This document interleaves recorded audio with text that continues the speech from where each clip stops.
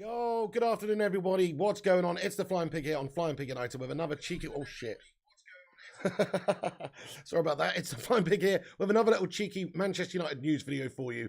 We're just going to be running down the latest goings on, all the latest updates to do with Manchester United, of course, on the back of United's under-18s winning the FA Youth Cup. Get in there, my son. And also all the latest goings on with Ten Hag. Now he's, of course, essentially finished his Eredivisie campaign, etc. So I hope you're all doing good today, though. Thank you for everyone who's joining. Oh, Busy the Beast, Malps, Mickey Kramer, 133. We got Chief Shrewman in here, Jay King, Wiggy, Dylan. I saw Chrissy J, Oh, Busy the Beast. Lots of legends getting in here. Thank you so much for joining, guys. Do us a favour at the start of this show. Smash that like button on it. Give it a thumbs up. Share it around on social medias if you want. And also get yourself involved in the chat. Subscribe if you're new and have your say. We want to hear from you.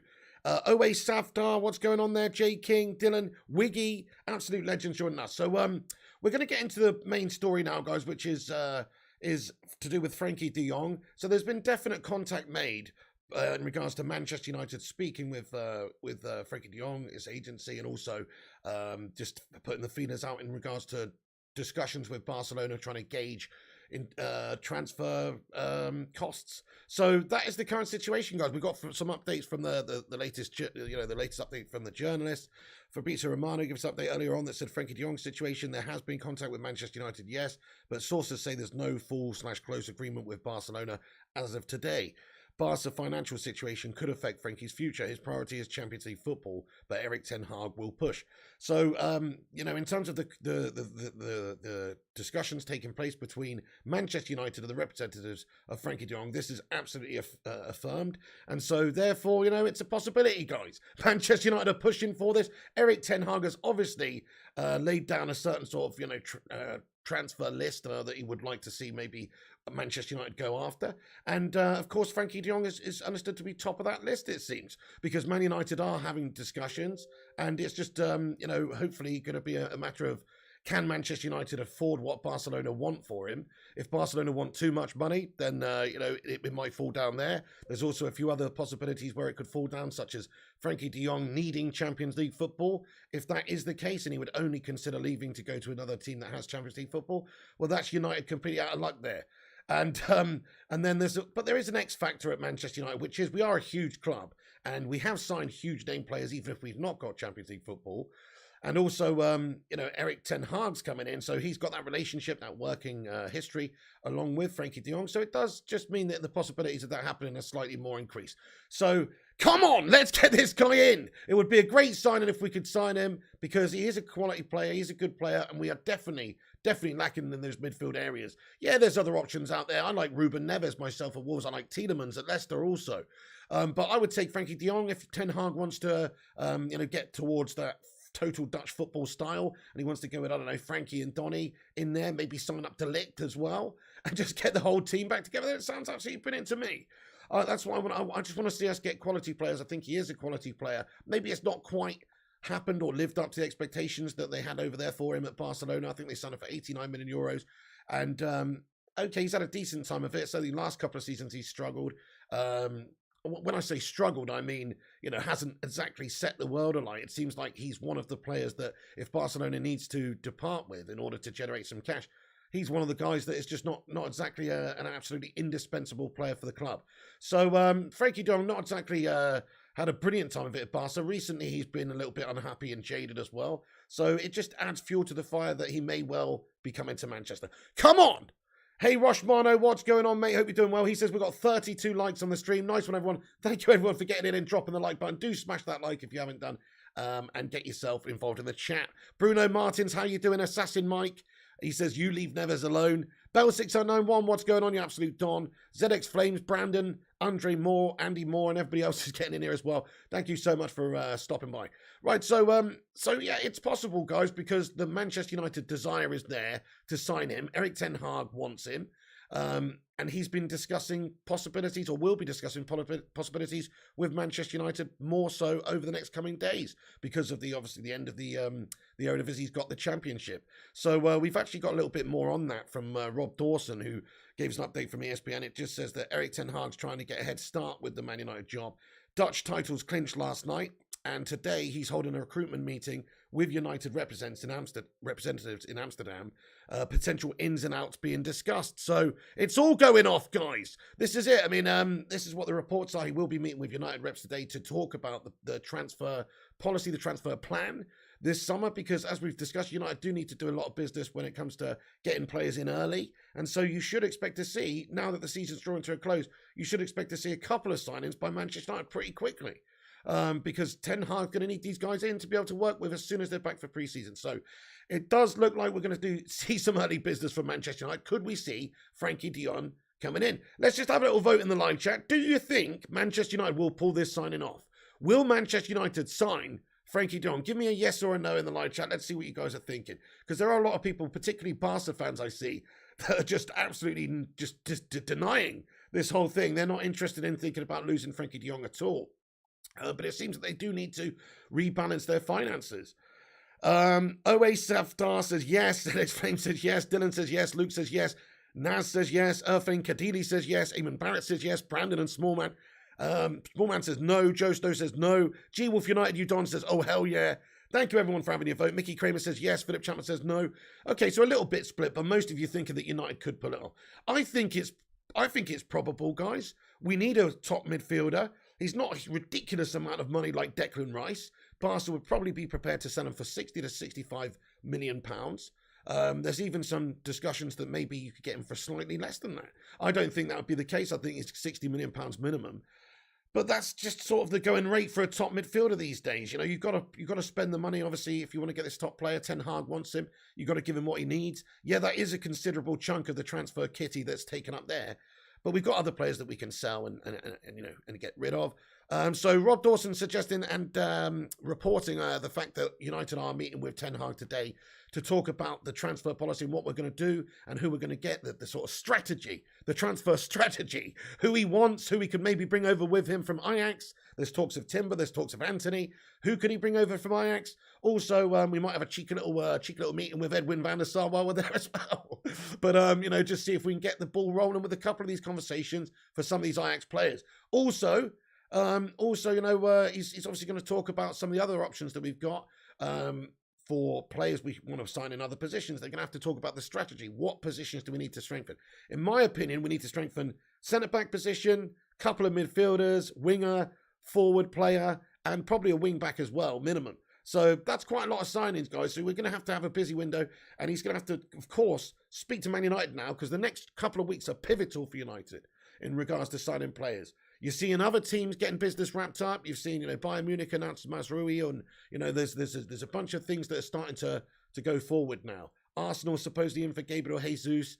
Man City already announced that Erling Haaland signing essentially. So you've got business happening. It's all going to be going off over the next week or two, and it has to for Man United, because if it gets again to the end of the window where we're scratching around trying to just sort of save a few pounds by negotiating with clubs taking all summer long, it's not going to do us any good at all. We need to get the business done so Ten Hag can work with these players over the summer and actually mould some sort of a team by the start of the season. That's what we need, because there's going to be a lot of players going out. We need a lot of players coming in, and it takes a little bit of time for them to bed in, obviously. So Frenkie de Jong, if we could get him wrapped up nice and early at the start of the transfer window, as soon as it opens and he's in, that would be a big signing for us, because that is one of the midfield positions sorted out. I still think we could do with going to get another one, somebody like a Tielemans. I really do, if that was on the table, or a Kamara. Talks about Boubacar Kamara over at Marseille leaving on a free this summer. Well, if United wanted to go and get a good player for not any money who could play in one of those holding midfield roles, if we were going to play that way, then he would be a great acquisition as well for nothing. So you've got to start talking about these things, and you've got to act fast. The board at United have to act quick on this and try and get some signings in there. Christian Eriksen would be another great free transfer signing we could try and get wrapped up pretty soon. He's obviously leaving his contract at the end of his time at Brentford, or he might sign another new deal there if they're discussing it. But certainly he is available as a free agent at the end of the season. So why shouldn't United go and try and get somebody like that? We've got more updates from various journalists around the world. And this is from Manchester Evening News. Samuel Luckhurst says, Erik ten Hag has identified Frenkie de Jong as an ideal target, and Manchester United have contacted Barcelona about de Jong's potential availability. So yeah, everybody in the football world now is definitely repeating the same thing, which is that United are in contact with Barca and Frenkie de Jong's representatives. in order to try and get this deal done. So United are working on it, guys. Come on, give me a hell yeah in the live chat. This is exactly what we need. We need some big good news at the start of the window. Couple of really good signings right away. You know, you see in City getting Haaland and stuff. We need to act quick. Darwin Núñez, yes, please. Ericsson, nice one. We'll sign you up for not very much. Timber and Anthony from Ajax, go on then, my son. That's what we need to do really early, get these players in. Thank you, everyone, for the hell yes in the live chat. So Ten Hag identified this guy as a target. And, of course, there's discussions taking place at this moment in time. We got an update as well from Gerard Moreno, who is the guy who obviously broke the news yesterday. And everybody's, of course, reaffirmed this. Fabrizio said that this guy's as good as it comes when it comes to sources and this kind of thing. And obviously he's done his due diligence and also reported that, that there's definitely been contact made in the De Jong situation. No agreement or anything just yet, but that's what he's reaffirmed as well. But Gerard Moreno said that John Murtough has been speaking to Barcelona for months now. So, just in terms of the contract and the discussions of the possibilities of this happening, we know about Ten Hag for a while. We've known about that for a while. He's obviously been coming in.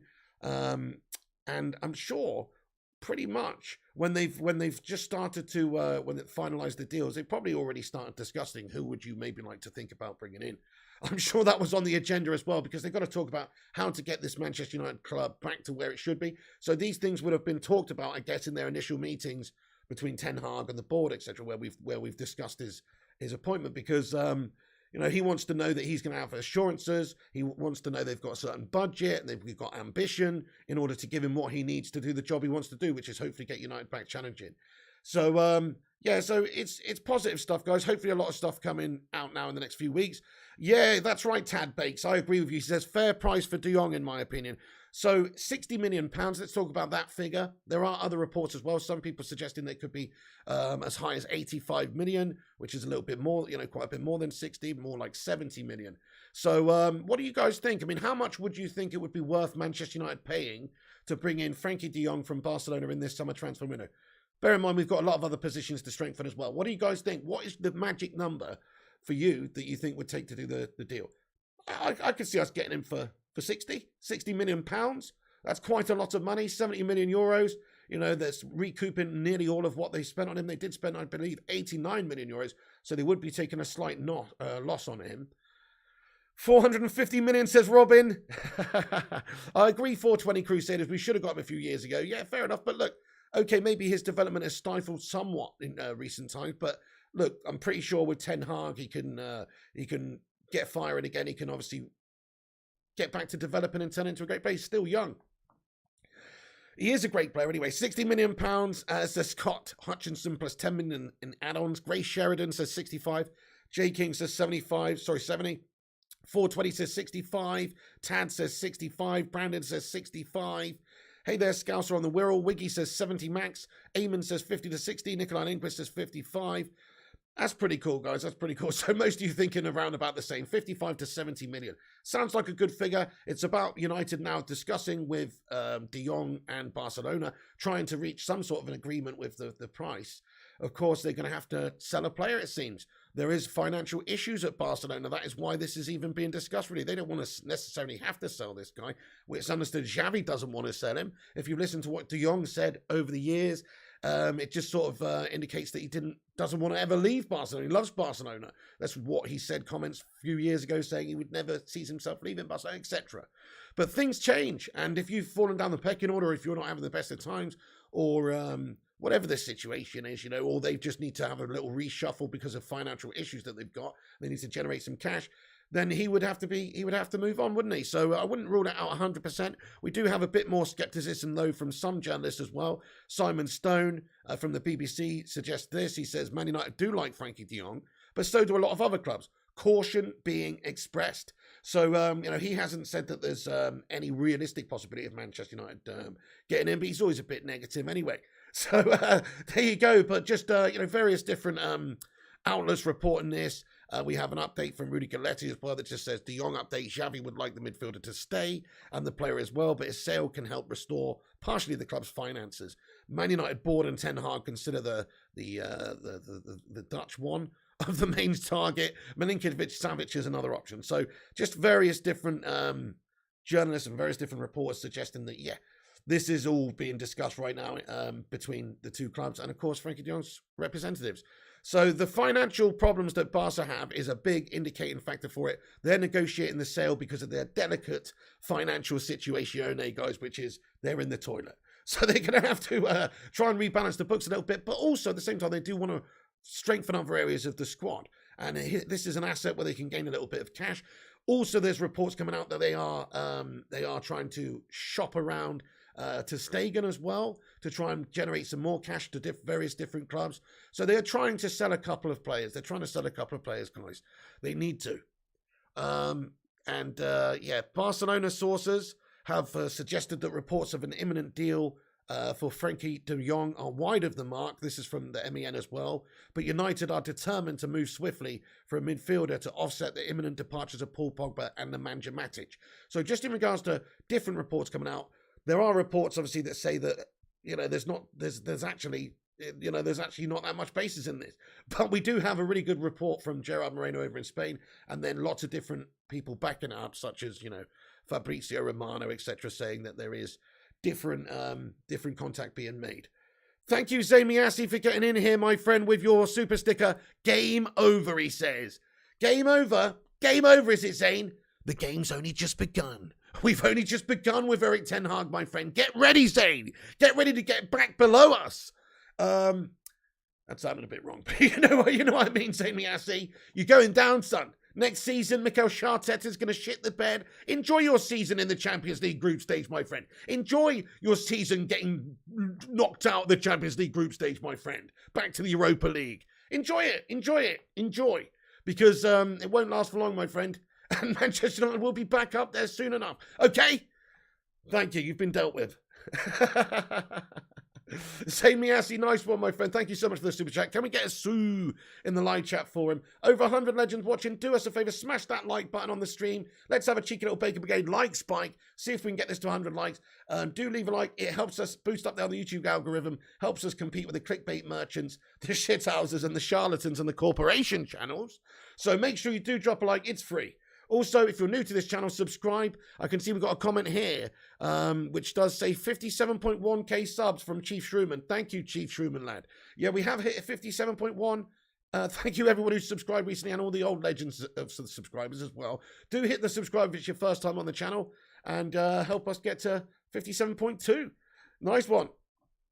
Right, okay, so yeah, Barcelona want at least £65 million from Manchester United. This is what is being reported by various outlets. I think we could get him for 60. It's just a small negotiation, and that's a reasonable amount of play. I think that would be a good value player to get a player of that quality for that price. And it's understood that Erik ten Hag's first signing at Manchester United could well be Frenkie de Jong. This is what Gerard Romero... Sorry, I said Moreno, didn't I? I didn't mean Gerard Moreno. I meant Gerard Romero. I'm thinking of the footballer Gerard Moreno. Gerard Romero. Next time he's saying Sergio Romero. But anyway, Gerard Romero is the source, not Gerard Moreno, guys. But he thinks that Frenkie de Jong will be Erik ten Hag's first signing at Manchester United. So take it with a pinch of salt, but hopefully it's true. I would like to see us get this business done early, and you're going to see business done early by United this season. It's a special season.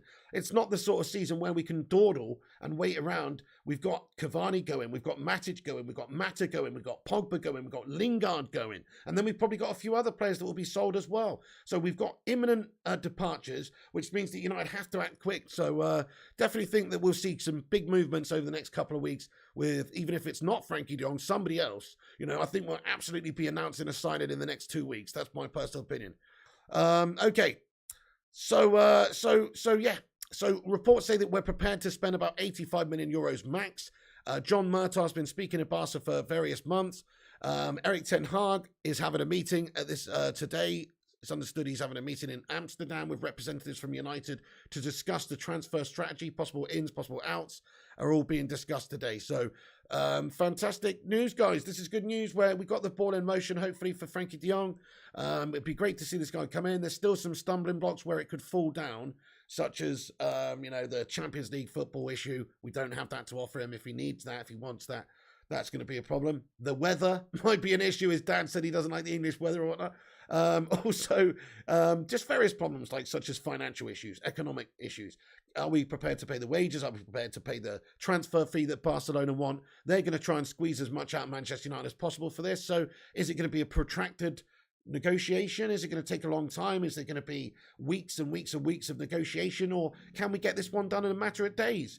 We have seen some negotiations in recent times push through pretty quickly from United. Usually we take all the live long day to try and get signing Sancho, Maguire, Bruno. All these guys took an absolute age. But just last summer, they did sign Cristiano Ronaldo pretty sharpish when it was first sort of announced. They did sign Varane pretty damn quickly as well, sort of out of nowhere, really. So, yeah, I could see this being pushed through pretty quickly, hopefully. And if it's not him, then somebody else, because there are midfielders out there that we just need to go and get, whether it's Ruben Neves or Tielemans, Kamara on a free. We can sign up Eriksen as a replacement for Mata and Matic, etc. So, very, very busy couple of weeks coming. Hey there, Lynette Giggs. How you doing, says Piquito. How you doing there? Thank you, Lynette. Hope you're good. Genlo says, this is what we needed. We need 2 CMs and 2 wing-backs, centre-forward and a fast centre-back. Yes, I agree, 420 Crusaders. Manchester United making moves, says Roshmano. We have to, don't we? Otherwise, we're going to be further left behind. You already see City, who are going to win the league again. By the way, guys, I did watch the highlights for the game yesterday. Fucking, what is that Kevin De Bruyne on? Can somebody please go and send a nurse who pulled Maradona off the pitch at the World Cup 94 to go and piss test this guy? Because he's too fucking good. What was that all about? But anyway, I reckon he's on something. Anyway, but no, really good performance by him. A really good performance by him. It was pretty good. And they're going to get Haaland as well. So because they've added Haaland, and they're going to win the league again. They're adding Haaland. It's like they're making strides to strengthen, even though they've just won the title. And that's what Man United have to do this summer. We've got to try and make serious strides. We've got to do much more business than the likes of City. Much more business, and try and get some real quality players in all the positions to strengthen us. Sin Games, what's going on, mate? Genlo says the 2 strong. That's it. Well, for the next couple of seasons, be prepared for City dominance. And if not City dominance, Liverpool dominance, or just a period of them 2 teams still dominating the league. That's the sad reality, guys, because Klopp and Pep not going anywhere at this moment. It's going to take time for Erik ten Hag to get us back up there. I actually am hopefully, feeling a bit of faith in regards to Man United for next season. Like, where could we finish? Well, I realistically think 5th or 6th, because Ten Hag needs time to build. But I'm actually feeling pretty positive and hopeful that he can squeeze us into those top 4 spots. So I'm thinking if we finished 4th in our first season, you know, it's a rebuild job end of the day. We've got to try and get players out. We've got to get all these gash players out. There's so many players that need to be sold or free transferred or sent to the skip or the glue factory or looking just gone. And we also need to sign a heck of a lot of players. So it's going to take Ten Hag time to just be able to get the personnel out the door that is needed, and also to get the new personnel in. That's going to take a heck of a lot of time and also a lot of money in a couple of transfer windows. So this next season, we're not going to do that much. But even after that, Man City and Liverpool are going to be very, very dominant still, I would imagine. But what I want Manchester United and Ten Hag to do, firstly, with the financial or the transfer strategy, is to sign the right sort of players. We don't want to be going out there and signing aging players for big money, you know, bigger name sort of guys. We do want to sign some of the younger, hungrier players as well, with 1 or 2 exceptions. You know, Christian Eriksen on a free does make sense. He's only 30, but you know, and he's a free.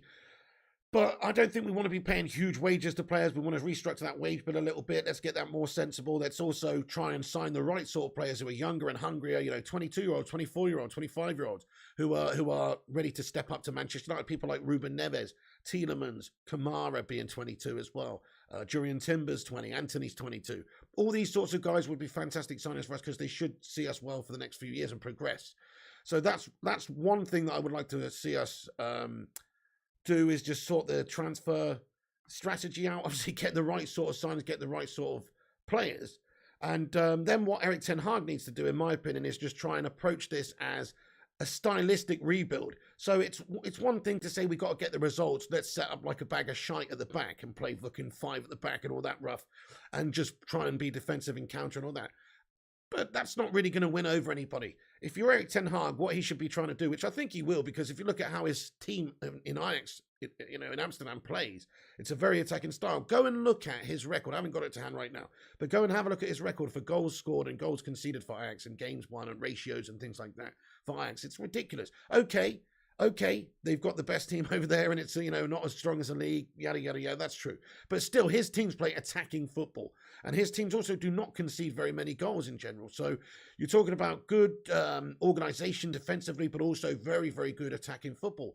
And that is what Manchester United need to do. So as long as he comes in and tries to instill that philosophy into this team, it's going to take time, just like it did for Jurgen Klopp. Jurgen Klopp, to his credit, pretty much what he did, really. He's come in, he's got them playing attacking football. They finished 7th, they finished 5th. They're working their way up the leagues, the league finishes every single season. But he's still sort of just instilled that belief in them. They've had to add the players over the years. They've had to, stick to that style. They stuck to that style, essentially. And now they've added the players, and now they've got the team, and now it's all firing on all cylinders. But it's that same rigid attacking style that they stick to. So that is why I'm impressed by what they've done. And we need to try and sort of emulate that in terms of laying the seeds for attacking football. I don't want to see us be negative or a counter-attacking side or any bullshit like that. We've got to, sometimes maybe you've got to play that way. If sometimes you're away at City or whatever the game is, maybe you don't leave yourself so open. Of course, tactics for different horses for courses. But in general, you look at how Liverpool approach their games, they don't really bend for anybody. They're prepared to go and try and cut you open, whoever you are. And that's what Manchester United should try and do. We should try and go back to that, being that attacking, swashbuckling side. And we will allow for a 5th place finish in the first season if Ten Hag is playing the youth, if he's made good signings, we're progressing, and if he's, of course, got the team playing an attacking style. We are going to leak goals sometimes when we're trying to find our new identity of being an attacking side.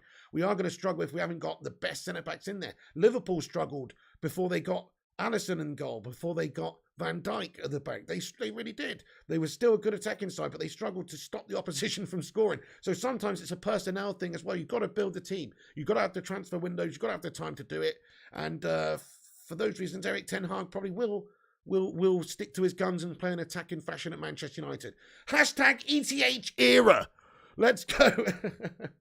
Now, I'm feeling positive, guys. I'm trying to be positive because I hope that he does do that. He needs to do that if he's going to win the fans over. He needs to come in and do a few big things, I think, which is clear out a few of the deadweight players that are still contracted at the club, which is important, I think, and also to strip the captaincy of one Mr. Slabby Maguire and give it to somebody else.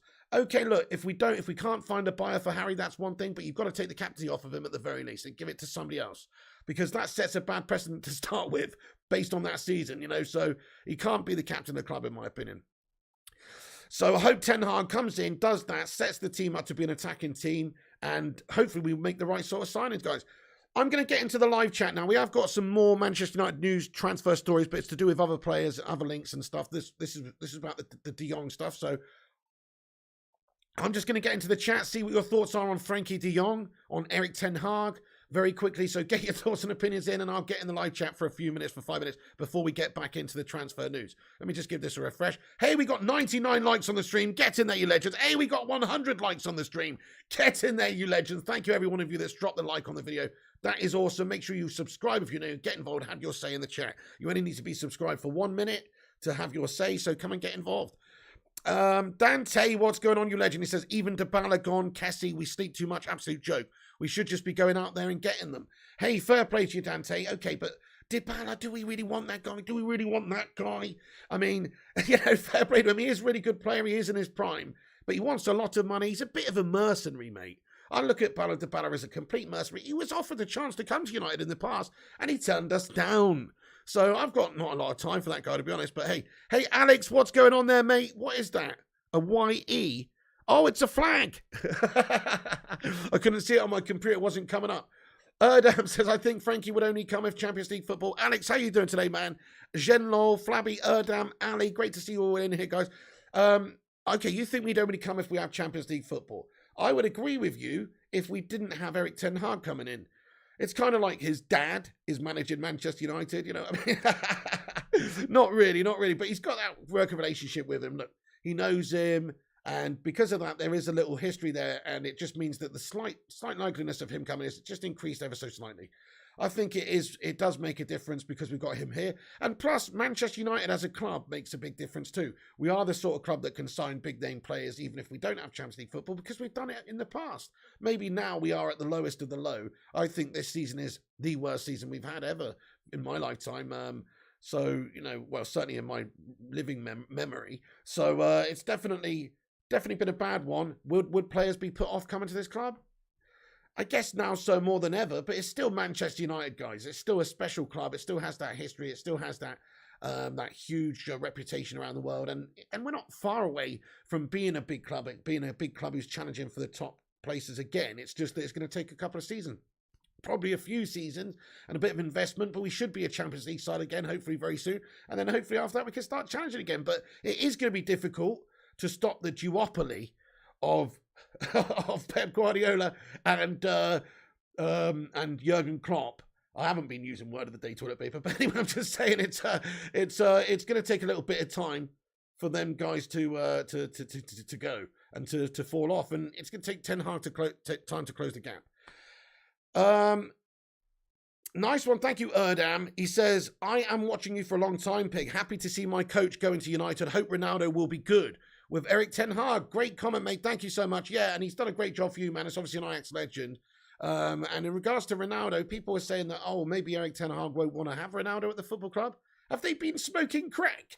Like, who wouldn't want Cristiano Ronaldo at your football club? It's ridiculous, isn't it? That's like saying you wouldn't want Miss World in your harem of ladies. If you did have a harem. I don't have a harem of ladies. I'm just saying. Anyway, but of course you would want Cristiano Ronaldo at your club. You would want Cristiano Ronaldo to be at your football club if you're Eric Ten Hag. And you've seen what he's done this season amidst a really crap team. And he still managed to bag in 20 goals in the league and over 20 goals in all competitions. He's done well in the Champions League as well. He's probably got, 26 or 7 goals, I don't know, in all competitions this season for United when the team has been really struggling. So he's still the GOAT, guys. He's still the GOAT. And next season, he's going to still be the GOAT. He's got the physiological age of a 27-year-old. Well, next season, he's just going to have the physiological age of a 28-year-old. He is 37, but he doesn't run or move around the pitch like a 37-year-old. Some of his recent performance has been all-encompassing. Like, he's moving around like he's a whippersnapper all over the place, dropping deep, helping the team out. He's definitely still got the legs. He will be slowing down, of course, over the next couple of seasons, but he's still good enough, guys. I think we've got to keep Cristiano Ronaldo. I would go as far as to say that Cristiano Ronaldo needs to be made the captain of this team, and he deserves to be the captain of this team. I would have said maybe Bruno would have been a decent captain, but just lately, he's not really been performing and living up to it, unfortunately. Cristiano Ronaldo and De Gea are about the only two players that have actually performed for us this season. So they're the only players that I think should be worthy of the captaincy next season. That's how it works for me. And they also deserve it based on their history with the club, their time at the club, what they mean to the club. So I would think one of those guys. Let's have a vote in the live chat. Who do you think Ten Hag should make captain? Will he stick with the slab? Will he go with Cristiano? Will he give it Bruno? Will he give it maybe one of his new signings? Who knows? Who knows? Let's have a little vote. You honestly wouldn't want him at my club now, says Ishmael Melanez. Who are you talking about? You're talking about the GOAT Ronaldo. Oh, at some point he gets too old, he says. Okay, but yeah, at some point, maybe when he's like 40, I honestly think he could probably still play in a top league for a top team until he's 40. I honestly do. He's still got the physiological, beastliness, doesn't he? He's just fit as a fiddle. He doesn't look like a 37-year-old. So I think he would definitely still do it for a couple more years at least. He's definitely going to slow down. There's definitely going to be a time when his knees just are not the same.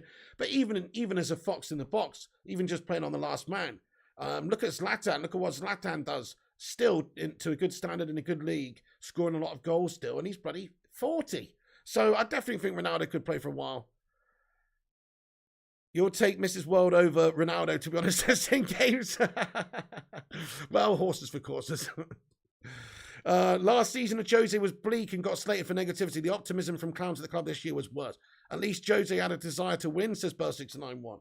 Fair play, can't really fault that desire. Yeah, okay, fair enough. But Jose, as much as I really do admire what he did, and he was the last manager to win any bloody trophies for us, and he did win 3, and you have to say what he did at United with that team, in hindsight, with what's happened since as well, was actually really good. But he was defensive, and it was park the bus Mourinho tactics, and it wasn't the United way. And so it wasn't the right fit. He was a great coach, and you can't deny what he's done again, but I wouldn't have him back. I wouldn't have him back, to be honest. I know he's done well again this season with Roma getting to Conference League final and stuff. He's a passionate man, crying when he gets the team to the final, etc. He's passionate. You've got to love a bit. You've got to love Jose, really. He's a passionate man. He's a born winner. He's a competitor, and he does it for the passion. Not, you can see that he doesn't have to do this, but he goes and he wants to be managing these teams, and he usually gets the best out of them as well. Not always, but in regards to United, it might have not been the best style. But hey, nobody else has won us a few trophies since they've been here, since post-Fergie.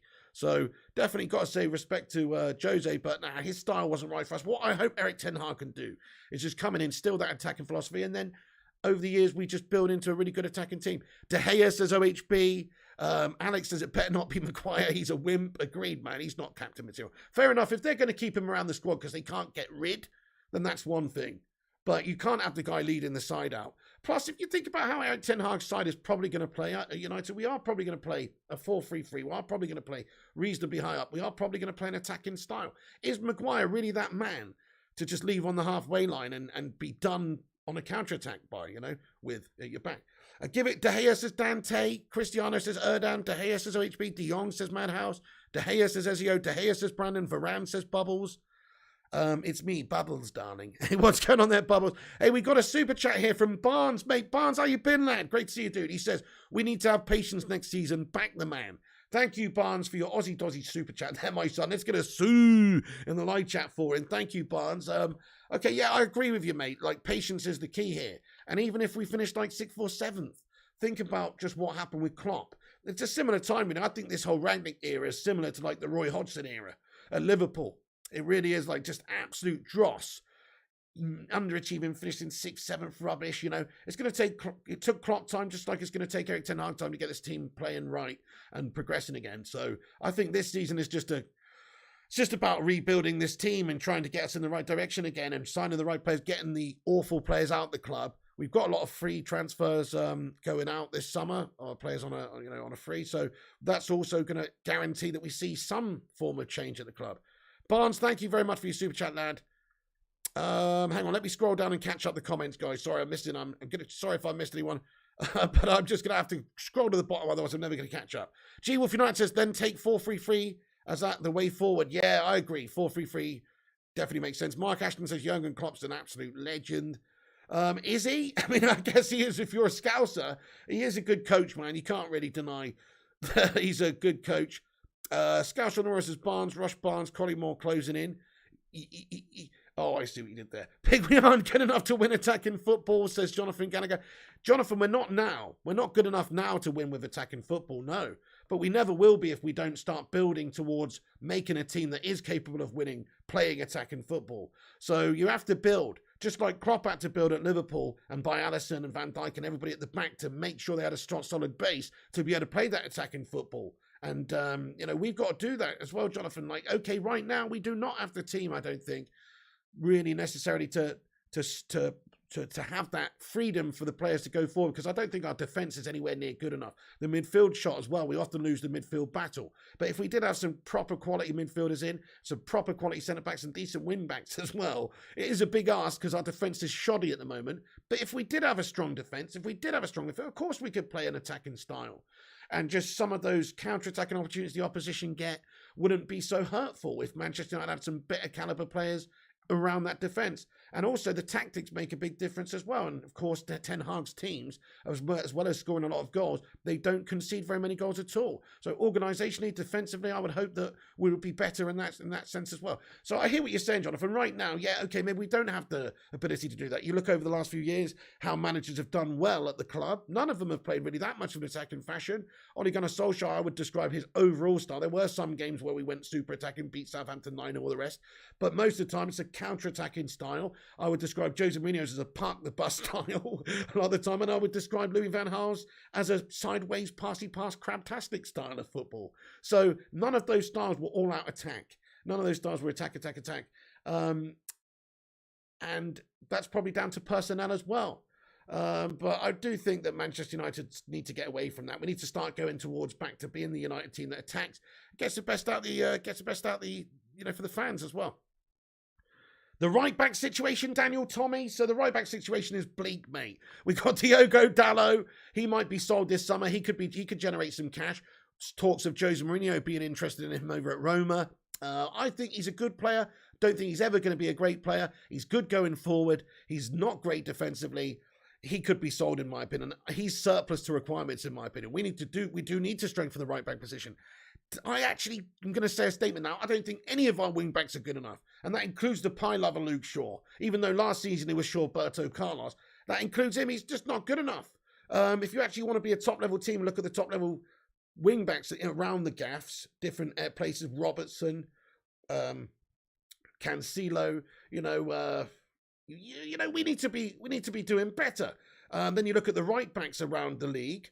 Manchester United have got Dalot and Wan-Bissaka. Wan-Bissaka could be sold to Crystal Palace to generate cash as well. Wouldn't really bother me that much, even though I think he's been good for a couple of years under Ollie. I don't think he's good enough going forward in this modern game. It's certainly for Ten Hag. I don't think he would necessarily be a right fit. But you look around the leagues and you've got great right backs all around the gaff, whether it's James and Alexander-Arnold. All these players can get forward and create your goals and even score your goals and stuff in this modern era. Whereas our players, other than Tellez, who can do that, and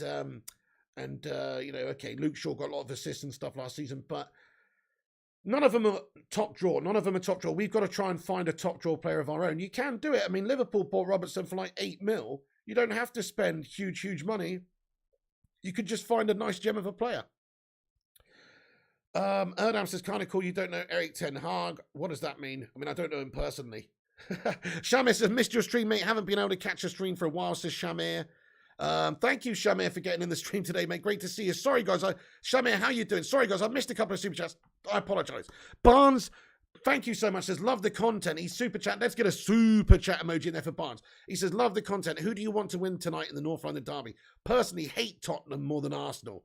Barnes, okay, so I would like Tottenham to win, mate. I would like Tottenham to win. I just think it would be funny. I just think it would be funny if that last game of the season is wide open and it's all to play for the final top 4 space. I think it'd be more interesting. So I don't really give a toss really who gets top 4. I'd probably rather Spurs get top 4 just because the Arsenal fans will be insufferable if they do get top 4, because they'll think, oh, we've got the top 4 trophy now. We've got the top 4 trophy, again. So they'll be all over it. Whereas Tottenham fans, they'll just be resigned to the fact they're going to get knocked out in the group stage anyway. So both of these teams probably will. But there you go. So I want Tottenham to win anyway. I want Tottenham to win, mate. 7:45 that game's on. Nice, yeah. Man United are in 6th place in the league. It's a disgrace and a nonsense. Thank you, Barnes. So for me, it'd be Tottenham. Guys, what do you think? Who would you want to win, Spurs or Arsenal tonight? Thank you, Rushmano says we've got 121 likes. What a legend. Thank you so much, dude. Mark Ashton says Jurgen Klopp has had 3 Champions League finals in 6 years. He is a legend of mine, although Zinedine Zidane was in 3 and won them all in a row. Yeah, pretty ridiculous, really, Mark Ashton Zidane's record. I know. How's that ever going to be matched? Shamir, what's going on anyway? Hope you're good, mate. GTL Red, we can't sell Dalot and keep our Wan-Bissaka. Sell both or keep Dalot. If I was going to keep any of them, I would suggest for a Ten Hag side, it makes sense to keep Dalot. But I actually rate Wan-Bissaka more than Dalot, I'll be honest. Wan-Bissaka's been pretty good under Ollie. For a couple of years, he was okay. Sometimes he was a bit poor, but most of the time, he was good and one of our most committed players. I never really had a problem with Wan-Bissaka under Ollie. But recently, I think exposed, and also he's never been good enough going forward, and that's a problem. Bell says, I have one big issue is 2 CDMs, neither of which they usually play there are CDMs. Bell 691, who are you referring to, my friend? Harjiv Wallier, thank you for your super chat, my son. He says, hey, what's up, Piggy? How's things with you? Now, FDJ would be a great purchase for 60 million. A solid midfielder. We should not look for a forward before we can solidify our midfield and our defence. Hey, thank you so much there, Harjiv Wallier. Oh, Frenkie de Jong. Oh, sorry, it took me a second. I was thinking, FDJ, is that a president? No, it's Frenkie de Jong. Yeah, Frenkie de Jong would be a great purchase for 60 million. A solid midfielder. We should not look for a forward before we can solidify a midfield on offence. Absolutely, Harjiv Wallier. This is what I like about Frenkie de Jong. Thank you, Harjiv. This is what I like about Frenkie de Jong is he can do a bit of everything. He's a great ball player. He's a playmaker. He's not good. He's the sort of player that's going to get you 10 goals a season, 15 goals a season, because he's going to play a bit deeper. He's going to be somebody that's sort of like, a holding midfielder, but he's also got the ability of creating, of playmaking, and that's what you need. He's not an out-and-out defender. He's not a physical, big, strong, type, defensive midfielder type, but he is good at defending. He's robust. He likes a challenge. There's players that you would liken him to, I don't know, like Ruben Neves at Wolves, where they're all about getting the play going. They're all about winning it and getting you going. And I think that has been a big problem area for us. Matic has done it probably better than anybody else for us in recent times, but that's not saying that much.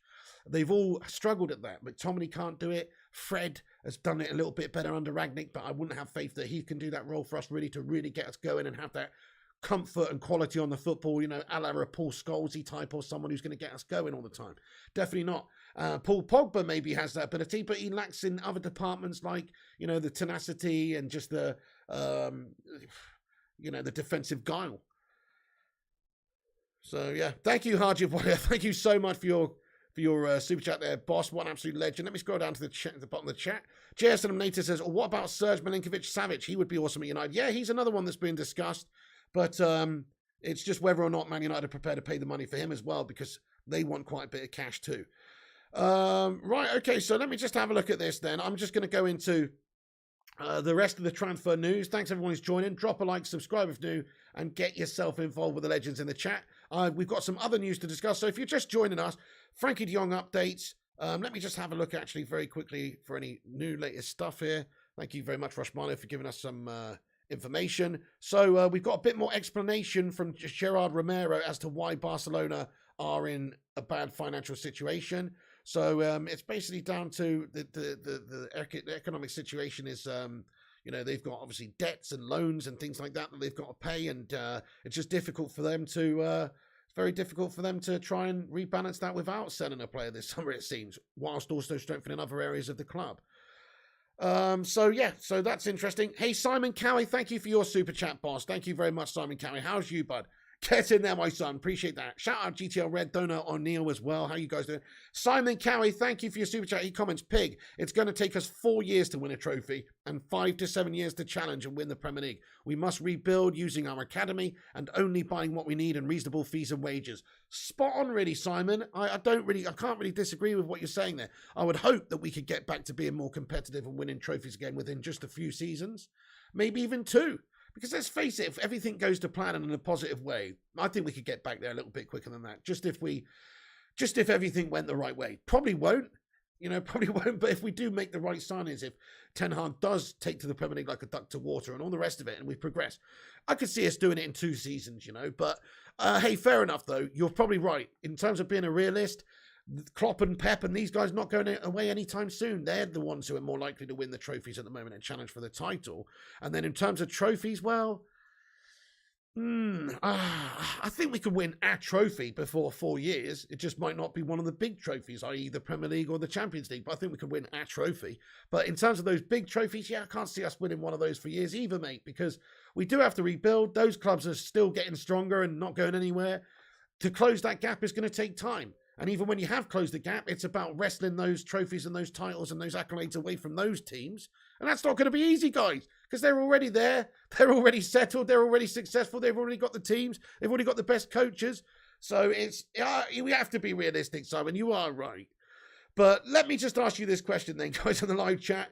How many years do you think it is before Manchester United can actually win the Premier League? Let's just say, how many years do you think till United win the league? I actually do agree with Simon in that he says 5 years. I think 4 years or 5 years. Maybe that's a bit pessimistic, but 3 years, 3 years at the best. 3 years at the best, because it's going to take a season, get all the gash out and get new players in. Then you've got to add certain players to certain key positions over the course of various windows, just like Liverpool did with Alisson and all the rest of those players that they added. It takes time. You've got to add them. They're not all going to come at once. And you don't have the budget in one window to go and add what United need right now. But I agree with what Simon said as well.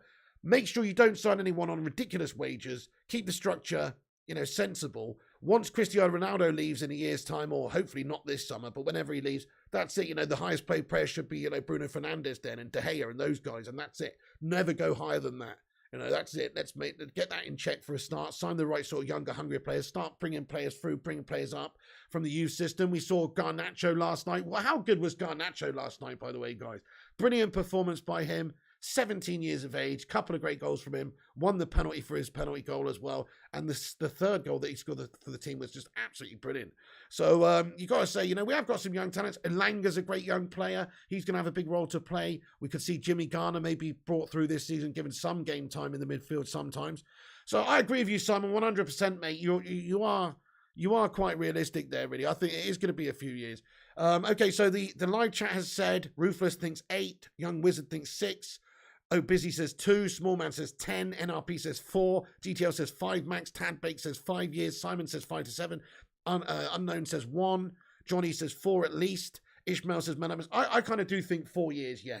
3 or 4 years at least. And because you've got to tussle it and wrestle it away from Klopp and Pep. Sin Game says, I think we'll be relegated before we win the league again. Oh, fucking hell. It's got pretty bad, eh? It's got pretty bad. Hey, we're nearly at 150 likes, guys. Keep dropping the thumbs up if you haven't done. Nice one. Great prospect is Garnacho. Absolutely, Paul Hrasel. Definitely. Hi there, Viking Red. What's going on, you legend? Hope you're good, bud. Welcome in, one of the channel member heroes. Long time, Don. How you doing? How you doing? Okay, guys, I've got some more Man United transfer news to get into, so just wanted to give a quick rundown. I got sidetracked, didn't I? But that's the De Jong situation there. Luckhurst said that the Erik ten Hag's identified him as an ideal target. United have contacted him, etc. So just went to see a bit more. It's down to John Murtaugh's been speaking for Barcelona for a few months, but it's down to a financial situation, essentially why Manchester United, why Barcelona would want to sell him. Rob Dawson's also given us an update to say that Erik ten Hag is meeting with Man United reps today to discuss further transfer dealings and strategies so far, possible ins and outs being discussed. So that's good. Very, very good. Right, okay, little bit of transfer news in regards to other stuff then, guys. Darwin Núñez, looks like there's some reports coming out today that PSG are preparing a Darwin Núñez bid amid Manchester United transfer leaks. This is what's reported on the Manchester Evening News anyway. Hopefully it's not true because, let's face it, they probably can pay him more money than we can. And also they've got Champions League football. The team that they're playing with is a team of Galacticos. I would only imagine this could possibly be true if, Mbappe is going to be going. So, but even then, I don't think he's really the right sort of player that PSG go for, personally. I think they go for players who, they're big name players, they're big marquee name players. If they were going to let Mbappe go, they'd want to sign somebody like Kane or Lewandowski or something like that, because that's what they do. So I'm not so sure if that would even be the case. But hey, look, Darwin Núñez bid. This is what's being reported by PSG for PSG coming in. I really hope it's not true because I would like to see this guy come to Manchester United. There are talks of Christopher Nkunku as well, but I prefer Darwin Núñez. I think he would be an excellent addition. 22, the goals record, the skills, the qualities, the creation, the vision, and also the finishing ability. All is what I would like to see if it could translate over into the Premier League. So I would be annoyed if that was the case anyway, guys. If Darwin Núñez is going to PSG, but that is one report that's come out from Manchester Evening News. Also, reports come out today that United would like to bring Matthias de Ligt as well to Manchester United, that Erik ten Hag would have him on his list to try and get him back in there as well. And look, if we could pull that off, it would be brilliant, but I don't think the budget was going to stretch enough to all these players that we're signing, But, that would be fantastic if we could go and get him as well. I mean, how many of you would like to see Matthias de Ligt sign at the club? Smash a 1 in the live chat if you would see de Ligt come to the club as well. I think it would sort us out, wouldn't it? We would be in a much better position with some Dutch vibes, total football vibes, if we could get him in, get the band back together. That's right, Tad Bakes. I mean, he's a quality player, but he cost a lot of money, I think. One says ZX Flames and Young Wizard. Nice. GTL Red doesn't think so. No. Harjib Walia says yes. Fair play to your madhouse, right? Okay. Okay. Also, so supposedly a few midfielders have sort of not officially turned us down, but a few midfielders have basically suggested that United is not the club they're going to go to right now. And reportedly, these are players like Declan Rice, Jude Bellingham, Calvin Phillips. So I know we've definitely seen Calvin Phillips' thoughts on it, because he said that he's Leeds through and through, and he's not going to go and play for Manchester United, basically.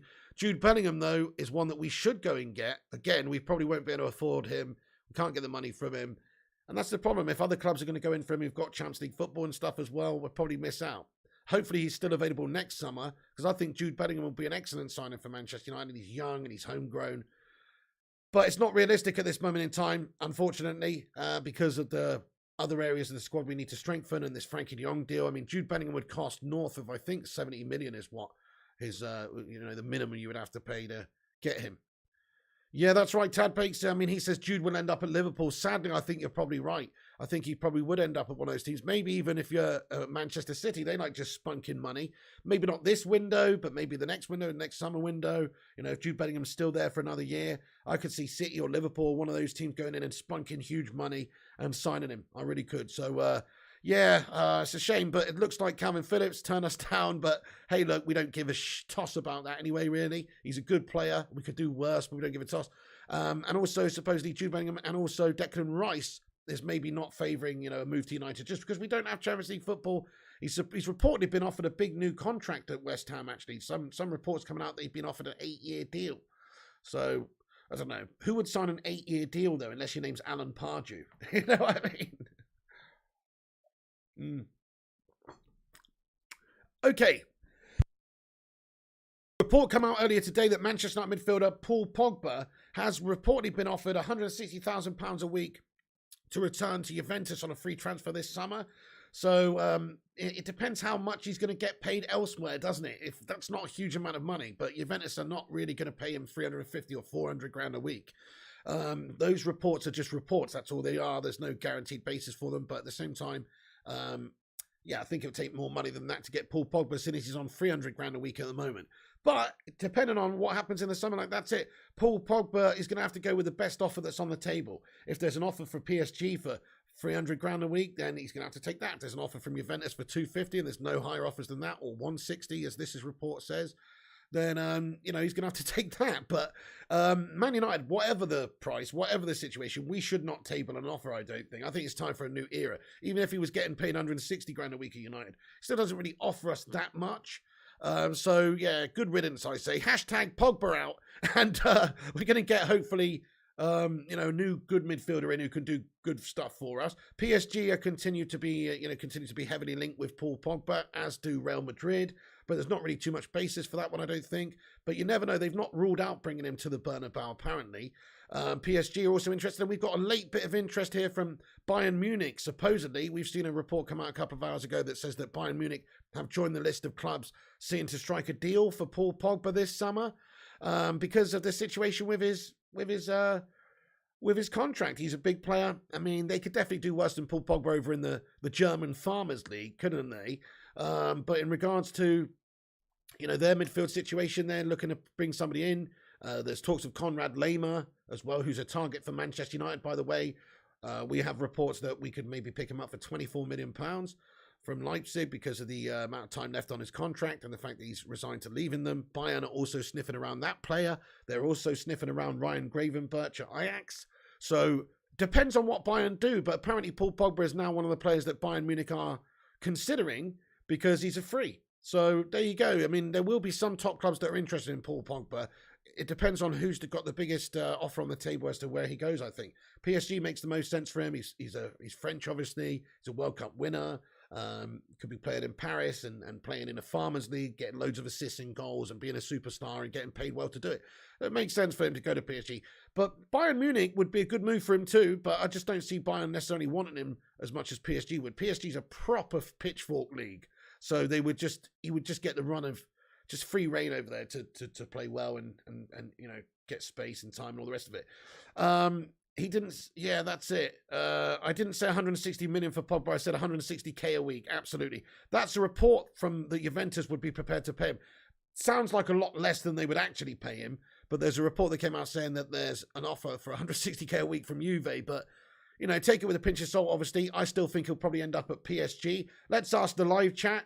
Where do you think that Paul Pogba starts his season next season, guys? Where do you think he starts? Could it be at Man United? No, let us know what you think. I do think PSG will come knocking in the summer. They have got a repeat history of signing players like this, whether it be Wijnaldum or Sergio Ramos, Lionel Messi, lots of big name players on free transfers that they like to bring in.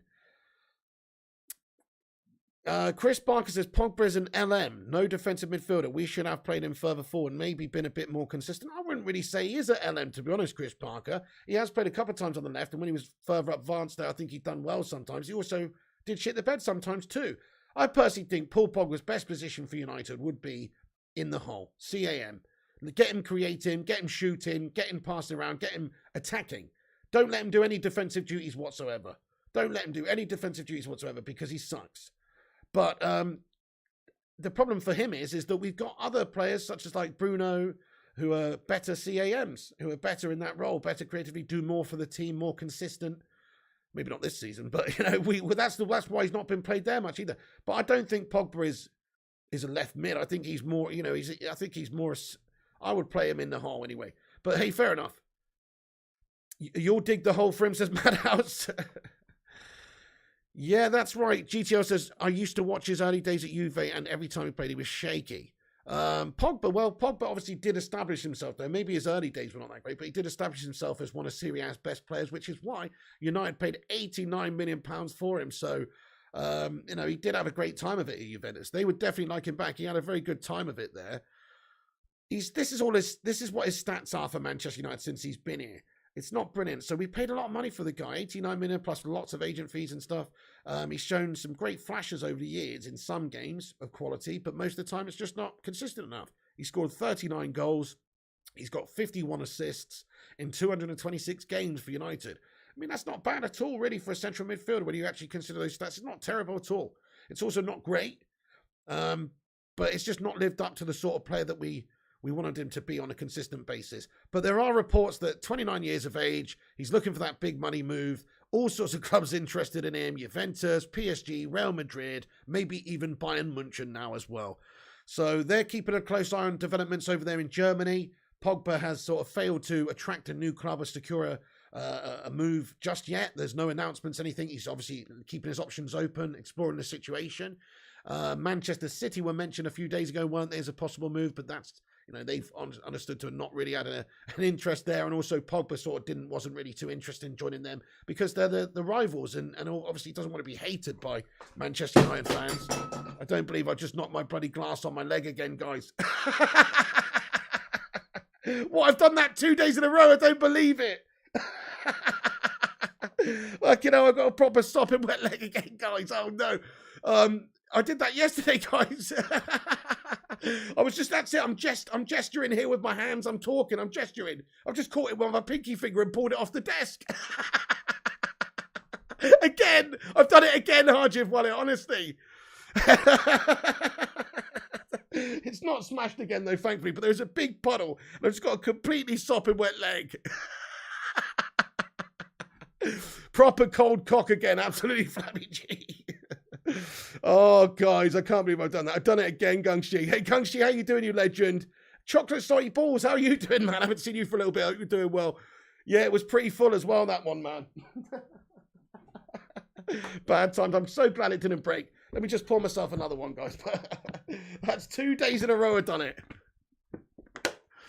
Muscle memory, says Superstar.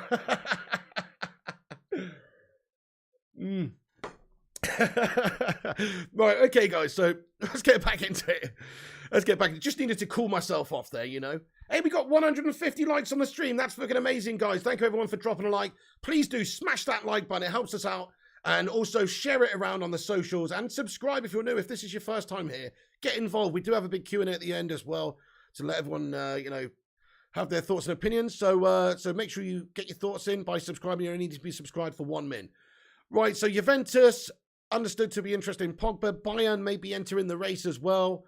Nemanja Matic is also on the list, supposedly, for Juventus as well. We've heard that, obviously, Jose Mourinho would be quite keen to take him because of that history, that relationship that they've got together, and he obviously knows what he's going to get from Nemanja Matic. And being the Serie A, being a bit slower, doesn't really matter that he's 33 years of age. That's a good age to be in Serie A. He'll still be good enough for a year or two there. speed has never really been about the manager's game anyway, but he reads the game very well. He's comfortable on the ball. You get more time on the ball over there in Serie A. He would probably do a really fantastic signing for any team in Serie A for a season or two. So reports that Juventus are also interested in Matic now as well, taking him as a free agent. And also reports that Roma are interested in Nemanja Matic too because of Jose Mourinho. So there you go. He's set to move, it seems, to Italy this summer. We don't know yet. Maybe there could be another offer somewhere else. Gungshi, thank you so much, Gungshi, you legend, for the super chat, mate. How you doing? Hello there, Jack Goodwin as well, man, and the big guy legends. Gungshi, can we get a sue in the chat for Gungshi? He comments, cheeky donation to get Piggy's trousers dry cleaned. Oh my goodness, but I'm just sat here with a seriously wet thigh. You know, I mean, I'm just soaking wet here, guys. Right, thank you so much there, Gungshi, you legend. Appreciate that a lot. You're an absolute hero. Thank you very much. Hope you're great today, by the way. So Matic to Italy. Looks like it's going to happen. Manchester United, Konrad Laimer. Let's talk about Konrad Laimer just very briefly. Reportedly, there is a clause of £34 million, aka 40 million euros, which could be activated to definitely guarantee Konrad Laimer's move, essentially, his transfer. But you might be able to get him for less money because there's only a year left on his contract. According to Bild in Germany, there is a release clause of 40 million euros, and United will face competition from other teams that are interested. Bayern München are supposed to be interested, but they're also interested in Gravenberch. We've also said they might even look at Pogba. So depending on what they do, that could open the door for us to go and sign Konrad Laimer, who's another midfielder for not very much money. It's understood Tottenham have an interest in him. It's understood Liverpool have an interest in him, possibly. These are reports, though. Who knows? So Leipzig, though, they're keen to sort of fend off any interest from other teams because, well, he's a good player, but he may well leave. It seems like they're resigned to losing him anyway. Also, in regards to Christopher Nkunku over in Germany, same club, the CEO, Oliver Mintzlaff, did recently state that the Frenchman will not be sold this summer. So maybe that's just keeping his cards close to his chest and they're trying to get the most money and they're not talking about transfer speculations. But also he did come out and say that he will not be sold, but they have not said that at all about Konrad Laimer. You just got caught in the pouring rain. Oh no, Jonathan Gallagher land. Transfer update. Thank you so much, Rushman. Let's have a look at this then. Okay, well, right. So, fantastic. Right, so Dortmund are in advanced talks to sign Sebastian Haller from Ajax. It looks like Ajax are doing so many departures this summer. Now Ten Hag's going to be a new era for Ajax as well. But obviously we had a few different links with this guy ourselves, Sebastian Haller. He has had a good season scoring goals as a forward option. He needed to be cheap. Only problem is I don't want him. He was at West Ham previously, wasn't he? In the Premier League, and I think he was shite, if I seem to remember. But that was a few years back. He's developed since then. But my opinion of him is, nah, he's not the answer, guys. Sebastian Haller, yes or no? He's had a very good season, though. And if Erik ten Hag thought, hey, look, this could be the guy to bring over and do the business as a some sort of a goal scorer, backup goal scorer, but it doesn't do the bit. I don't like that link at all. I personally think Haller is not the answer. So no, I don't want him. But hey, look, I wouldn't rule it out, but I personally don't think so. Also, James Ducker from The Telegraph has come out this afternoon and reported this. He said that Manchester United football director John Murtow met with Erik ten Hag in Amsterdam on Thursday, which is today, as the club intensify their summer transfer plans. Thank you very much for this update. So as we reported earlier, that Erik ten Hag would be meeting with Man United representatives, and it is John Murtow, it seems. So let me just replace that on the screen so you guys can see what's going on. But yeah, so it's, looks positive there, guys, that we're obviously discussing different transfer strategies, who we will be signing, who should we bring in. They're going to talk about, right, okay, can we go and get Frenkie de Jong, and then who should we go and get, and can we bring in Timber from Ajax, and can we bring in Anthony from Ajax, and can we sign a forward, Darwin Núñez? They're going to have all these conversations, guys. So they've had the meeting. This is what the report is from James Ducker of The Telegraph 10 minutes ago.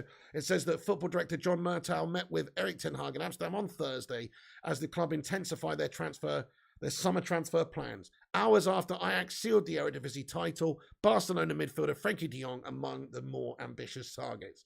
So that's what they're doing, guys. They're flashing it out. They're deciding who can they go for, who would be the best to suit this Manchester United team, what areas of the team need strengthening the most, and who can we go and start the wheels in motion with. So positive signs. Come on, United. Business is coming, guys, in the next week or two.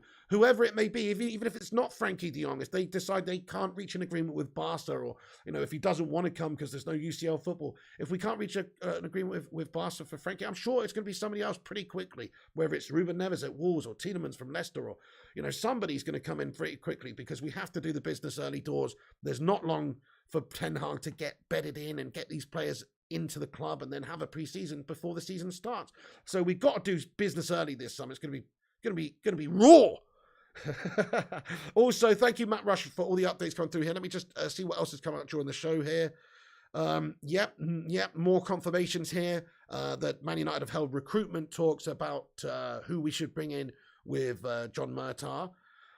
And also, Telegraph, James Ducker reporting that Erik Ten Hag ideally wants 2 midfielders, a versatile forward and a centre-half this summer. Yeah, well, fair enough. It doesn't take a genius to work that out, does it really? But he's right. We do need a centre-back. We do need a couple of midfielders. We do need a forward player.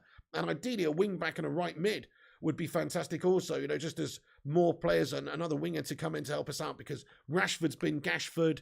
Ahmad Diallo, when he comes back, is he going to play games? Is he going to be good enough? Sancho, obviously, is the man, but what if he gets injured? I'm sure he's going to progress well, but what if he gets injured? You've got to have a bit of depth. So we do need a winger. We do need a wing back or 2. Ideally, we get 7 players in this window. More realistically, 5, and then we promote a couple of youngsters. Stefan Harringtonio says Neves would be decent. Yes, my son. I agree with you. He makes perfect sense for me. If we can't get De Jong, Neves would be a fantastic acquisition, right? Okay, guys, so that's pretty much it. We've got a little update from Fab Romano, who was just speaking on a show yesterday, who said that Rashford wants to play for Man United on a regular basis and wants guaranteed game time, and obviously wants to make the World Cup with England this year. So that's something that needs to be discussed with Erik Ten Hag also. So just in regards to Rashford, is he going to give him those chances to redeem himself and revitalise his career? Well, if not, then he might want to look to move on in the summer, just because it's in England, it's a World Cup year. And if he wants to get in the England setup and he's not going to play for Ten Hag, then, he's probably going to have to look to move on. But in my opinion, Ten Hag will show faith in Rashford and will try and revitalise him. He's a really good asset. He's a young player. He's English homegrown. He's Manc born and bred, all the rest of it. We can't just let Rashford fall by the wayside before we've allowed Ten Hag to try to get him back on track. If he doesn't, fair enough. If he's crap for the next few months of the first start of the season, and then, it's like, well, maybe his head's gone and it's time to move on. He's just going to be another bang average Tom Cleverley, Welbeck type player who never does that much, So, but that hasn't actually been decided 100% yet. But I agree with you, Gungshi. Rashford has to earn it. Keep or sell Rashford, guys. What do you reckon? He could generate about 70 million quid for the club. That's one point. If PSG come a knock in or somebody else, 70 million smackers for Rashi gets you a lot of players. Okay, guys, that's basically the latest news. Thank you for everyone who's watched this video. I'm going to get into the chat now for 5 minutes, so have your say. Let's have a Q&A. Get your thoughts and opinions in. Do drop a like. Do smash the sub so you can chat and get your thoughts and opinions in there, my friends. Come on, let's be having you. Right, let me give this a refresh as well.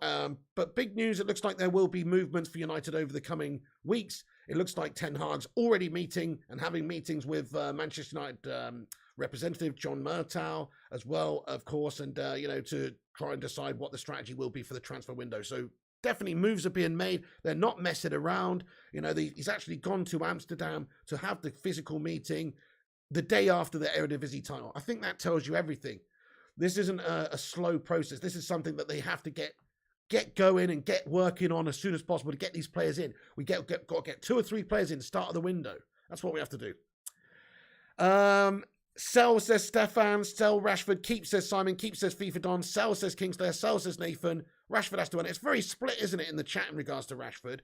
Harjev says Rashford can be offloaded in January if he doesn't grab any opportunities given to him. Great comment, Harjev. Why chuck him away just yet? Let's give him a chance under Ten Hag. I agree with you.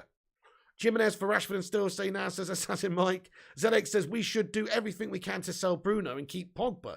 Sick of people backing Dross with stat pad in meaningless games and lead us to nothing, whereas Pogba literally won us our last trophy.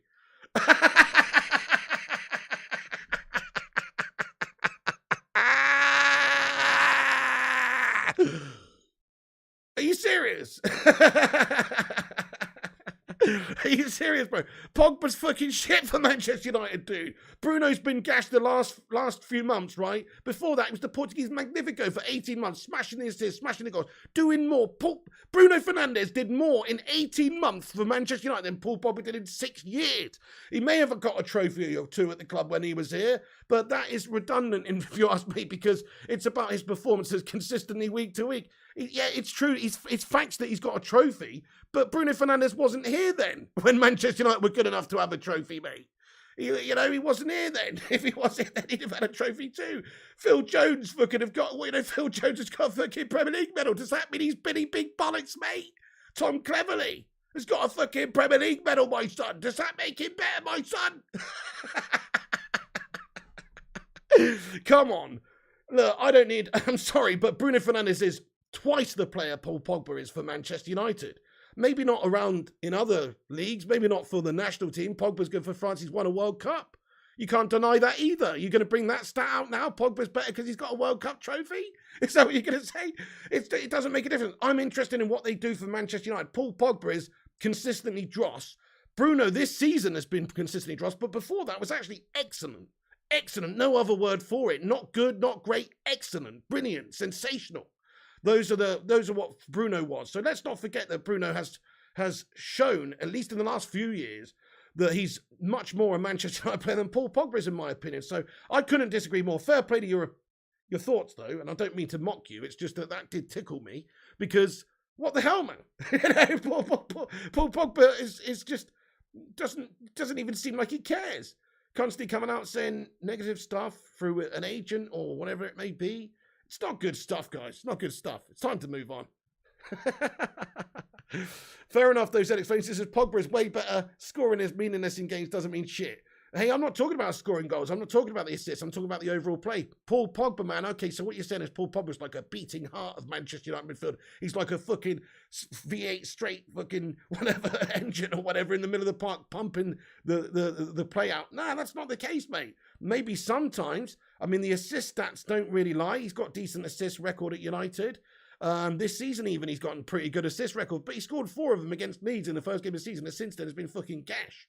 Pretty much. So I don't know, mate. I just disagree. I think Paul Pogba is a good player. In fact, I'd go as far as to say he's a great player on his day, when his day comes once in a blue moon. That's what it is. He's not good enough to rely on consistently. So it doesn't matter if you do it once every now and again. What's the point of that? What the fuck's the point of that, my friend? You know?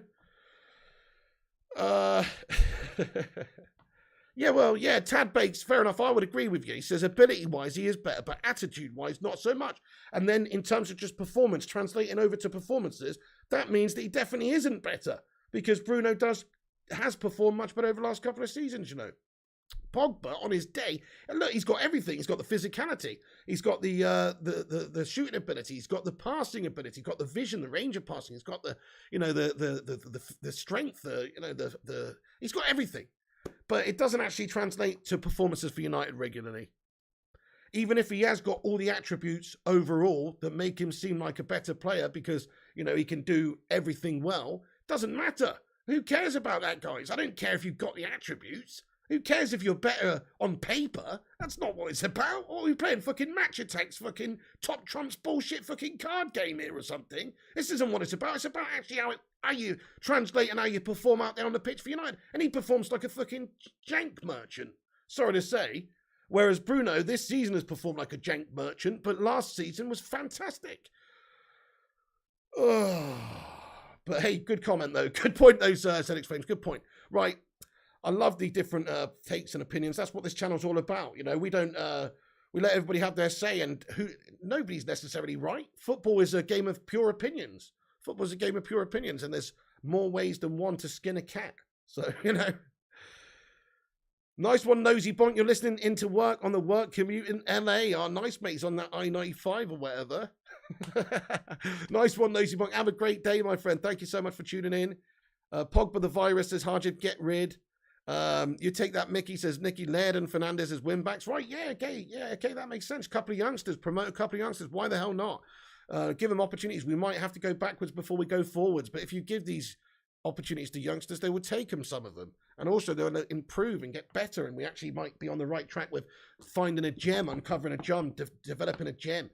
Right. Okay, guys, I'm going to stick around for a few more minutes. Just need another fill my glass up, not knock it over this time. And we've got 171 likes on the stream. Can we get 200?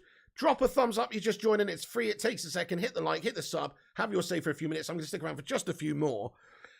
G-Wolves team next season would be De Gea, right back academy player, centre back Varane, captaincy, centre back De Ligt, left back academy player, centre mid Ghana, centre mid Fred, centre DM De Jong, striker Nunes, right wing Elanga, left wing Sancho. Well, fair play. So you'd sack off Cristiano then, would you? Interesting. Fair play. All right. I see what you're saying though. Or Ronaldo, I guess you mean, instead of, yeah. Spurs will be back playing Spursy again tonight, says Scouser. Should I do a watch along for that game? I don't know, guys. It feels a bit wrong. But, you know, I probably will be watching the game anyway, because it's a big game. So, I don't know. Should I do a watch along for that game, guys? What do you reckon? Yes or no? What do you reckon? I mean, it's not Man United. I'm just thinking, like, I don't know. Maybe not. Maybe not. I'll have a think about it. It would be an interesting game, wouldn't it? Yes, says Flabby G. No, says Phone Monkey 187. Well, what I'm going to do, because the season's finishing, so we've only got one more game left of the season now for Manchester United. Then obviously it's a while before we've got games. What I will be doing is over the next week or two, I will be covering all the big other games that are on that are not Manchester United. So things like the FA Cup final, things like the Champions League final, the Europa League final, all those sorts of things. I will be watching all of those. So, do it for Zane, says Bell. Why, says Chris Parker. Well, because I'm going to be watching all the big games over the next couple of weeks. There is not really there's not very many games coming. So, just an opportunity to watch some games with the Bacon Brigade, I suppose, is what it is. But we'll have to think about it. Rushmiller says, would love to see either if those teams lose. Top 4 battle, says Scouser. Yeah, Fred should come in as a bench player, says Precious Chucks. Fred could definitely stick around. I definitely think he could be a good squad player for us. I agree with you. PS4 subscription pro club, says Assassin Mike. Play the formation Ten Hag played last night with 2 strikers, Ronaldo, Nunes and Rashford. If we keep in him after all he does claim to be a striker, we need to stop playing players in the wrong position. Great comment, Mark86. I love that. Good comment. But I'm not really, yeah, okay, Rashford, yeah, fair enough. We'll see how he gets on. But yeah, great comment. Brilliant, says Phone Monkey 187. We can promote Garnacho instead of buying Nunes and invest elsewhere. Adish Raja, is he really ready though? He's 17. I know he did a really great performance this season and in the final there, but can he do it against men in the Premier League? That's a big question. You're going to have to bring him through and give him those opportunities to find out. Definitely blood him and give him games and experience, but I don't think you can rely on him right now. I think you've got to bring him through and allow him to develop and allow him time to develop just like anyone else. Jesper Immerstein, do you think Garnacho's going on loan next season? Could be a great loan player in the Championship. I don't think he will actually, Jesper. Maybe they will look to loan him out to give him experience that way. I actually think we will use him next season. I think we'll promote him and he will play sometimes. And they'll give him minutes here and there and stuff. And I think they'll want to develop him because he is a great young player. But I don't know. I don't think they'll loan him out. Hey, Piggy, exciting times that Eric is straight to work for United. Yeah, I know, Ronnie Dodge. Literally, he's won the Eredivisie title, then he's already having transfer meetings the next day. Brilliant. I think so, Jared. We can promote Garnacho. Oh, yeah, I read that one, didn't I? Nice one, Ayush. Bruno's accuracy can be so annoying sometimes. Terrible, mate. I don't think anybody gives the ball away more than us this season, Like, he has given it away so much. But he also does take risks for the team and try to get us, those balls in behind and stuff. He's created so many chances for the team. If you actually look at his chances created in the Premier League, they're right up there statistically with all of the other good creators in the league. So he has created a lot of chances for the team. We just necessarily haven't taken them. But also he does give the ball away a lot as well. Do a watch along, says Johnny M. I may well do, You'd rather play Jones as a striker than Rashford. Who's the one player you want United will sign? If I could just sign one player, Matthew Witchowitz, then it would probably be...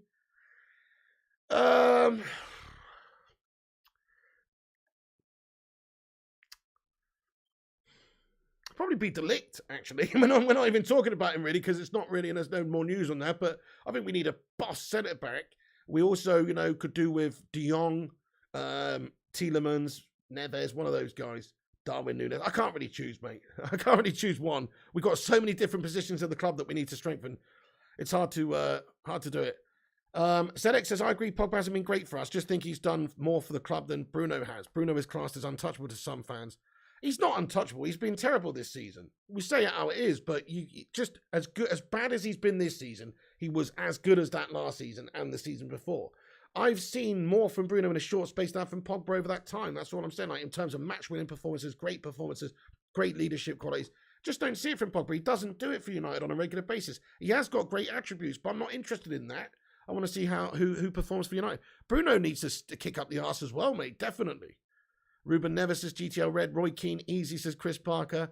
Ronnie says, I feel like Eric will use Garnacho at lower table teams to give him a chance. Yeah, that's right. And then League Cups, Europa League, competition, of course, against some of the lesser teams in the groups. You can blood some of these youngsters in those tournaments. In fact, that's what we should just use the Europa League for this season. I don't give a toss about the Europa League. I don't know about you. Just use it as a youth blooding tournament. Play the youngsters in the Europa League. And then, okay, maybe when you get to the quarters, semis, finals, then you start playing your stronger teams. But really, we should just let the youngsters have a go in it.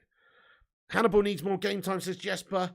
Yeah, great shout as well. Number of signings you expect this summer, says It's Written. 5. I think 5 first teamers, and then we'll promote a few youth players. I would like to think we could get 7 and really go for strengthening the whole team, but I think 5. How many signings do you think you will get then, guys? Let's ask that question to end on. How many signings do you think Manchester United will sign this summer? Out of transfers we possibly could get, I would want either Anthony or De Jong if we can. Nice one, Ronnie. Yeah, well, Anthony's quite realistic, mate, because he's not a huge amount of money, and there's that Ten Hag link with Ajax. Simon Cowie's got his team in there. Interesting. Keno in, says Chris Barker. Bruno will be back because he has the right mentality and doesn't whine like others, says Adish Raja. Will Pogba leave? Yeah, he's definitely leaving on a free, Precious. Unless United do put in a bid, which would be crazy. Give him a new transfer offer, I mean. That would be crazy. 3 or 4, says Bell. 6, says Adish. 3, says Foe Monkey. 4 or 5, says Jesper. 4 or 5, says Scott. 4 or 5, says Eamon. 3 or 4, says G-Wolf. 4 or 5, says Gungshi. Nice. Yeah, UEFA Cup used to be a brilliant competition. Absolutely, Stefan. The big guy says Ronaldo came in and embarrassed them. Oh, that's why they've been sore all season. Bruno Maguire. Yeah, that's right, big guy. I know without him, we'd be screwed. And you're right about that. They've all just crumbled in the shadow of Ronaldo, it seems. 3, but more if we sell, says Rushmano. Abdullah Gaming says, but why would De Jong want to play in the Conference League, says Abdullah Gaming. Well, it'd be only for one season, wouldn't it, Abdullah Gaming? You've got to look at the bigger picture here. If he's coming for several seasons, a 4 or 5 year contract, the hope is next season we'd be in the Champions League. So he'd be getting in for the project. Okay, there's going to be a year out, but... Kerry Smart, thank you, Kerry, for your super chat, bud. He says, just finished work for the week, having a cheeky strongbow in the pub. Have a beer on me, mate. Oh, thank you so much, Kerry, you legend. Get in there, my son. You know, one of my friends is called Kerry, and he's a guy. Nice one, mate. It's not the most common name in the UK, that, for a bloke. But I think I think his parents are like Canadian or something. But anyway, yeah, or like got some Canadian in them. That's why they got the name from in the family or something like that. Kerry Smart, Kerry, nice one, you legend.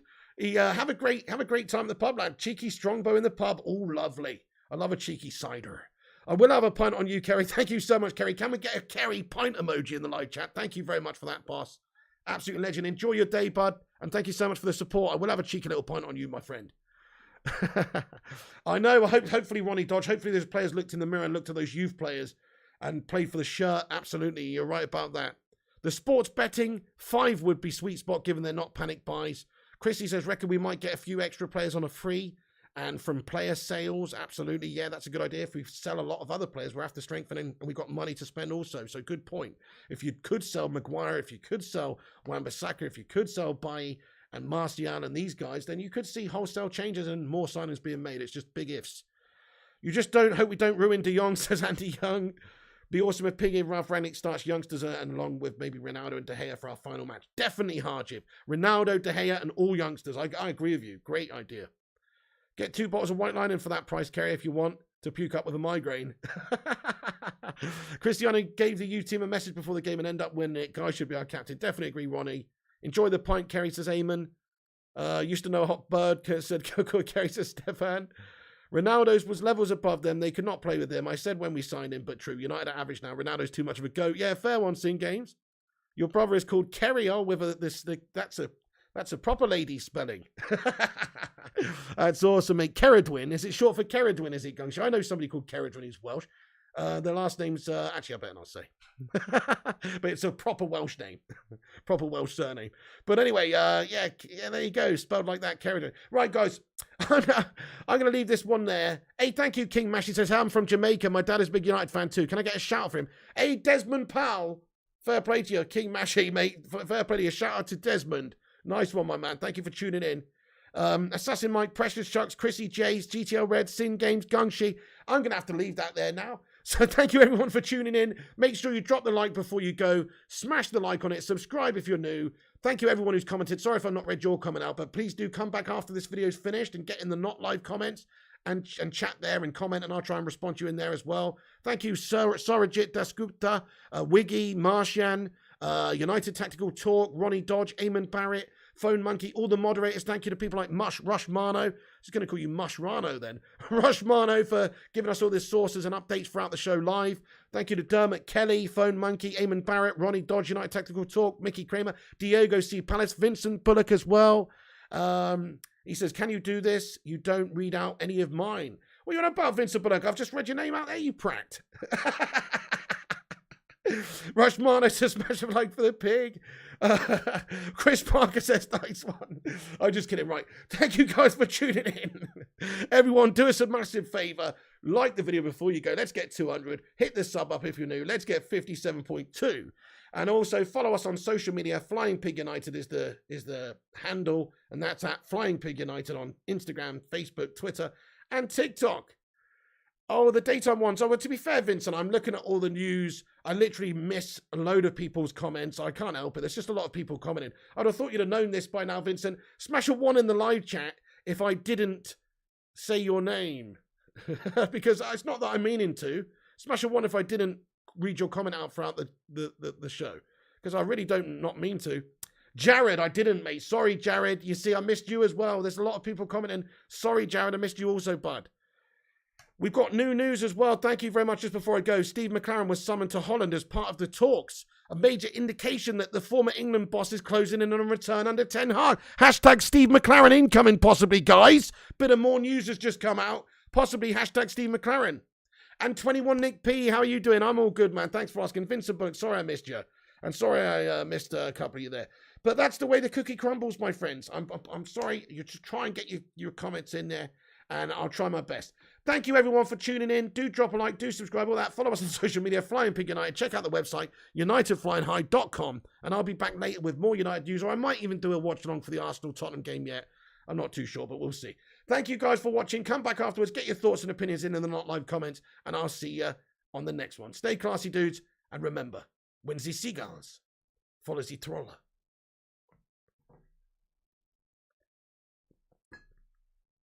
As this is because they think sardines would be thrown into the sea.